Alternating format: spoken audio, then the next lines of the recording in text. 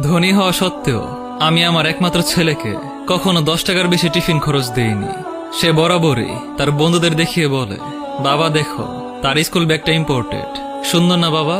আমি মাথা নাড়িয়ে শুধু সম্মতি দিই। আমার ছেলের সাহস কিন্তু হয়নি কখনো সেম জিনিসটা চাওয়ার। একদিন তার পায়ে সামান্য ব্যথা।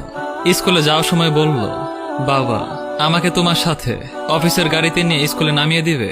আমি তার সমস্যার কথা বিবেচনা করে বললাম, ঠিক আছে। এরপর প্রায় 1 সপ্তাহ সে আমার সাথেই গেল। আমি চুপচাপ তাকে নামিয়ে দিতাম। আমার ছেলের এখন দেখছি হেঁটে যেতে ইচ্ছে করছে না। পরের দিন সকালে আমাকে বলার আগে আমি বলে দিলাম, অফিসিয়াল জিনিস ব্যক্তিগত ব্যবহারের জন্য নিষিদ্ধ। বাড়ি থেকে স্কুল 10 মিনিটের পথ। নির্দিষ্ট সময়ের আরো কিছুক্ষণ আগে বের হবে, হেঁটে যেতে পারবে। ছেলে আমার প্রচন্ড মন খারাপ করে বসে রইল। আজ সন্ধ্যায় ছেলে আমার বাড়িতে এসে বলেছে, জানো আমার বন্ধু শহরের সবচেয়ে সেরা স্কুলে ভর্তি হয়েছে। আমিও। বলার আগে আমি তাকে থামিয়ে জানতে চাইলাম, বাবা প্রতিষ্ঠান সেরা হয় নাকি ছাত্র? ধরো আমি তোমায় সেই স্কুলে দিলাম, কিন্তু তুমি ফেল করলে কোনো সাবজেক্টে, তাহলে আমি কি বলবো, তুমি ফেল নাকি স্কুল? ছেলে বলল, বুঝেছি বাবা। আমি তার মাথায় হাত দিয়ে বললাম, এই পর্যন্ত তোমার ক্লাসের কোনো ছেলে তোমাকে টপকাতে পারেনি। তুমি ফার্স্ট বয়, সুতরাং তুমি যেখানে সেরাটা দিবে সেই স্থানটাই সেরা তোমার মতো। এরপর সে আর এরকম কোনো কথা বলেনি। আজ বিকেলে ছেলে বলেছে, বাবা একজন এক্সট্রা টিউটর দরকার, আমার ম্যাথ আর ইংলিশে একটু সমস্যা হচ্ছে। আমি ছেলেকে বললাম, বাবা একটু কষ্ট করতে হবে। আমি যখন রাত করে বাসায় ফিরবো 9টা কিংবা 10টা, আমার কাছে তোমাকে ম্যাথ আর ইংলিশ করতে হবে।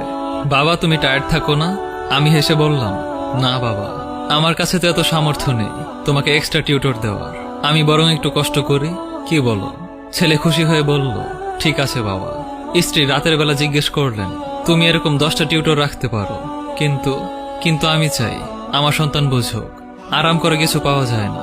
মানুষের জীবনে অভাব আসলে তা কিভাবে মোকাবিলা করতে হয় সেই সিস্টেম সে শিখুক। কোনো কিছুই মন্দ নয়, সে বুঝুক। আমার স্ত্রী চুপ হয়ে গেলেন। মাঝে মাঝে আমার ছেলেকে নিয়ে আমি ফুটপাতে হাঁটি। পথ শিশু থেকে শুরু করে বিভিন্ন মানুষের সম্পর্কে জানাই। সে জানুক পৃথিবী শুধু চিন্তায় সুন্দর, বাস্তবে খুবই কঠিন। আমি চাওয়া মাত্রই তাকে কিছুই দেইনি। একদিন সে বলেছিল, বাবা তুমি এরকম কেন? তাকে বলেছিলাম সময় হলে বুঝবে।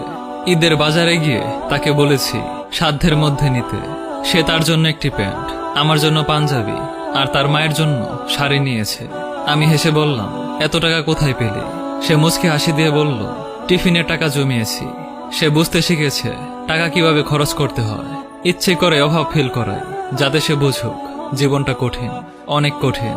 একদিন বসে বসে ছেলে আমায় বলছে, বাবা সায়েমটা আর মানুষ হলো না, অথচ আঙ্কেল তার জন্য নিজেকে উজাড় করে দিয়েছেন।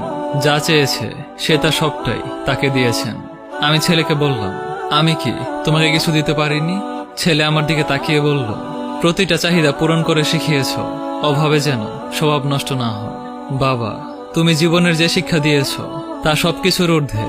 আমি সাধারণ জামা কাপড়েও হীনমন্যতায় ভুগি না বাবা, কারণ আমি জানি আমি কে। তোমার দেয়া শিক্ষা আমি সারা জীবন ধরে রাখবো বাবা। চাওয়া মাত্রই পেয়ে গেলে আমি কখনোই জানতাম না 50 দিন না খেয়ে টিফিন মানি জমালে 500 টাকা জমা হয়। তুমি আছো বলেই সম্ভব। আমি মানুষকে মানুষের চোখে দেখি, আমি বুঝি জীবন কত কঠিন। প্রায় 10 বছর পর ছেলে প্রাইভেট কার কিনেছে নিজ ইনকামে। হাসতে হাসতে বলে, বিগত 5 বছরের টিফিন মানি আর বোনাসের টাকা জমিয়ে এটা কিনেছি। বুঝতে পারলাম ছেলে আমার সঞ্চয় হয়েছে, সাথে হয়েছে মানুষও। সপ্তাহখানিক পর যাবতীয় সম্পত্তি তার নামে লিখে দিয়ে বললাম, সামলে রেখো। ছেলে দলিল আমার হাতে দিয়ে বলল, তোমরা সাথে থেকো, আর কিছু লাগবে না। আজ তাকে বুকে জড়িয়ে ধরে আমার স্ত্রী নীলিমাকে বললাম, দেখেছো আমি ভুল করিনি। আমি আমার সন্তানকে মানুষ করতে গিয়ে জীবনের শ্রেষ্ঠ শিক্ষাটাই দিয়েছি, যেমনটা আমার বাবা আমাকে দিয়েছিলেন। আমি অভাবে সন্তানকে লজ্জিত হওয়া নয়, বরং দৃঢ় থাকতে শিখিয়েছি।